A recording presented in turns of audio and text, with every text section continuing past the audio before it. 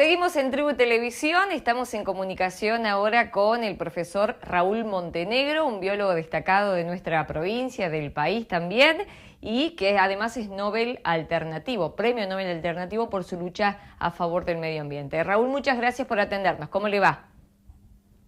¿Qué tal? Un gusto realmente. Bueno, queríamos charlar con usted, ¿no? Por este tema del quebracho en Villa Allende, que finalmente ha sido trasladado. Una de las voces que se ha escuchado en contra de esta medida ha sido justamente la suya. Coméntenos por qué no debió ser trasladado este quebracho de más de 200 años. Bueno, en realidad lo que hay que ver un poco el contexto. En realidad estaba haciéndose una ruta que es el ensanche del camino Padre Luchese en Villa Allende. Y algo que no se está comentando y que está por detrás de todo esto, hay una ley que es la 10.830, es una ley que de alguna forma desactivó los estudios de impacto ambiental por un lado y las audiencias públicas por el otro. Es decir, permitió que, por ejemplo, el poder de turno pueda decidir hacer una obra, por ejemplo, de asfalto, sin que estén hechos esos dos elementos. Dicho de otra forma, al no haber ni el estudio de impacto ambiental y no haber una consulta pública, se dan situaciones como la que pasó en Villa Allende. Es decir, directamente es la decisión imperial, de alguna forma, de hacer una obra, adelante, sin una consulta. Es lo que pasó justamente aquí, y se encontraba este quebracho de prácticamente 200, más de 283 años, dentro de la traza. El objetivo era directamente bajarlo, o sea, vamos a ser claros, o sea, tanto Camino de la Sierra como la empresa Federico Hijo, Sociedad Anónima, con la anuencia de la Municipalidad de Villa Allende, decidieron que había que bajarlo, o sea, pasar el asfalto por arriba. ¿Qué pasa? Hubo una gran resistencia popular, hubo un acampe, los propios autoconvocados de Villa Allende. Entonces, como había este ruido mediático detrás, inventaron esto del trasplante. O sea, es trasplantar el árbol. Y daba la impresión de que era una solución interesante porque se trasplantaba el árbol y la ruta seguía. Solamente que se pasó por el pequeño detalle que el quebracho blanco, en latín nosotros lo llamamos Aspiosperma quebracho blanco, es una especie muy particular, muy resistente, pero ¿qué pasa? Es una especie que es perennifolia, tiene hojas todo el año, es decir, que hace fotosíntesis los 365 días. En general, las plantas que son de este tipo, que tienen todo el tiempo las hojas en funcionamiento, tienen muy pocas reservas.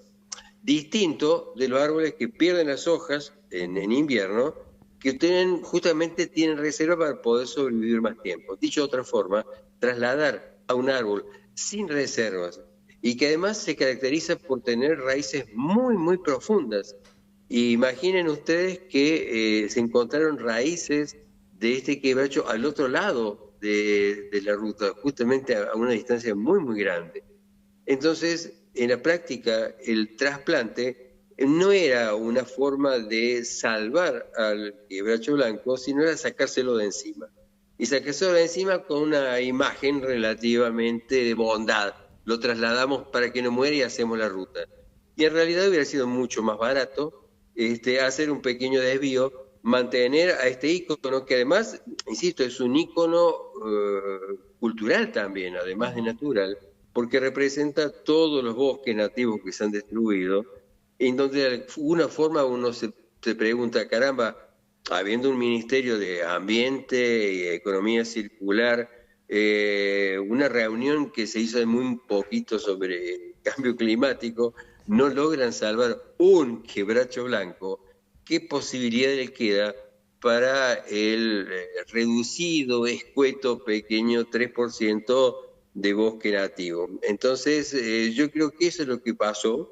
Fue en realidad incluso una suerte de vendetta, porque ha tenido tanta cobertura mediática desde Chile, Francia, en Argentina, que están todos muy molestos, y creo que la molestia en el fondo es justamente no tanto el quebracho en sí mismo como la resistencia popular, o sea, que la gente le diga no a un proyecto inconsulto, Y de alguna forma, y esta es otra parte que creo que no está tan difundida, yo decía de que al amparo de esta mala ley que se hizo en la provincia para desactivar las normas, prácticamente se están haciendo distintas proyectos viales, entre ellos el de asfaltar toda el camino de la Ochoa que divide a una reserva muy importante natural que es la de la defensa de la calera. Entonces era muy simple. Si han hecho este lío para un árbol, ¿qué va a pasar con este que amenaza a la defensa de la calera? Por eso digo, es bastante más complejo, pero en el fondo lo que ha irritado y sigue irritando es la enorme cobertura mediática nacional e internacional que ha tenido la torpeza del intendente Pablo Cornet y de su secretario de gobierno, Felipe Crespo, que realmente ha sido lamentable, ¿no? Bueno, sí, digamos que esto de la resistencia popular que usted mencionaba es algo que se ha repetido en varias oportunidades. Uno, cuando escuchó lo que sucedió con el Quebracho, inmediatamente recordó otros episodios con otras autovías, con otras rutas, que por ahí pasó exactamente lo mismo. Hubo mucha resistencia popular, la gente cuestionó, sin embargo las obras finalmente se realizaron, ¿no? Pero fíjate vos que en realidad hay como un récord, un registro, en todo lo que fue la movilización de Malvinas Argentinas contra la planta de Monsanto, fue totalmente exitosa. Ujú. Tal vez una de las razones del éxito fue que la movilización no solamente fue mediática y muy fuerte, sino porque hubo una movilización en las calles, en ese caso de la ciudad de Córdoba, contra el emprendimiento de Monsanto. Monsanto mordió el polvo, o sea, fue derrotada la empresa eh, con antecedentes muy fuertes, muchos de ellos muy malos. Todo lo que es Monsanto Valle realmente perdió la batalla y de hecho trataron de recrear la creación en Río Cuarto y también Río Cuarto él terminó diciendo que no. O sea que tenemos derrotas en las luchas populares y hay también ganancias, pero creo que lo que a mí más me preocupa de todo esto es que es eso que está en el fondo, o sea, que se desactive una legislación, en el caso particular la ley del ambiente 7343, que la hice yo en el año 85, o sea, yo la redacté hace bastante tiempo y era la que estableció la evaluación de impacto. Lo que se hizo es, con esa ley de 1830, desactivar los estudios de impacto y las audiencias públicas para este tipo de obras, ¿no es cierto? Entonces es muy difícil ganar una batalla Claro. en donde hay una mala ley que está un poquitito detrás. Pero decir lo que más me preocupa es cómo se criminalizó la protesta en el caso del Quebracho.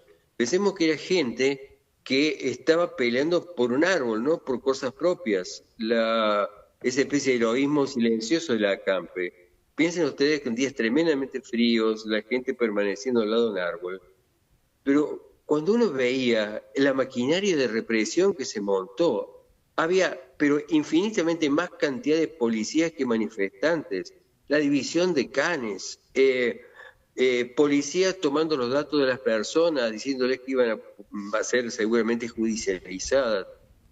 Yo creo que esto es algo que no debemos dejarlo pasar, porque la protesta fue siempre pacífica y en cambio hubo una agresión latente permanente del gobierno de Martín Yarlora. Yo creo que Martín Yarlora va a pasar a la historia como uno de los gobernadores que más habló de ambiente sin hacer absolutamente nada. Y en el caso de Victoria Flores, que yo siempre digo, es muy curioso que haya tanta torpeza ambiental.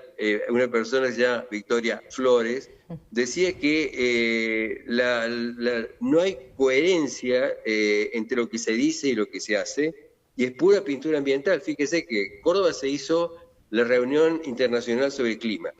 Se lo presentó como una cumbre, era una cumbrecita, en realidad sin mayor impacto sobre la reunión que se va a hacer en Brasil. Pero se trató de mostrar a la gente de que Córdoba estaba preocupada por el clima y el ambiente. Caramba, si no lograron detener la matanza de un quebracho, porque va a morir inevitablemente en ese lugar. ¿Qué nos queda? Parece el 3% restante. Por eso decía de que no es solamente el quebracho, o sea, el quebracho no es solamente un árbol, está poniendo en cuestión cosas mucho más complejas, más importantes, incluso muy delicadas, ¿no? Bueno, Raúl, le agradecemos este tiempo y esta reflexión porque, bueno, justamente nos hace repensar nuevamente, ¿no? La posición sobre el bosque nativo, que como usted recién mencionaba, queda muy poco acá en Córdoba y uno puede llegar a pensar también, por lo que usted decía, que esta lucha todavía continúa porque hay más obras en el futuro. No, gracias, gracias a ustedes. Y como yo decía a la gente en el acampe, don Sandro Pertini decía que él peleó contra el nazismo en Italia, de que a veces hay que luchar no solamente sin miedo, que es el miedo que a veces quiere imponer la criminalización de la protesta, decía no solamente hay que luchar sin miedo, sino también sin esperanza, ¿no? Y eso creo que tiene que tenerlo uno muy, muy presente. Así que muchas gracias por la nota. Muy bien. Raúl Montenegro, biólogo, charlando con Tribu Televisión.